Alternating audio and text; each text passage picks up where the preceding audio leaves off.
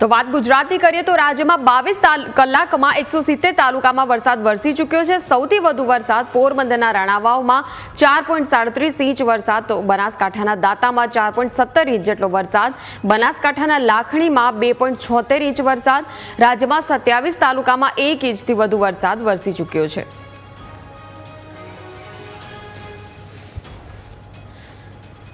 તો વરસાદના આંકડા સામે આવ્યા છે કે કયા વિસ્તારમાં કેવા પ્રકારે વરસાદ વરસી ચૂક્યો છે। દાંતામાં 4.17 ઇંચ વરસાદ, લાખણીમાં 2.76 ઇંચ વરસાદ છે, પોરબંદરના રાણાવાવમાં 4.37 ઇંચ એટલે સૌથી વધુ વરસાદ અત્યારે પોરબંદરના રાણાવાવમાં જોવા મળી રહ્યો છે। અને ત્યારબાદ બનાસકાંઠામાં દાંતામાં 4.17 ઇંચ વરસાદ છે, લાખણીમાં 2.76 ઇંચ વરસાદ છે।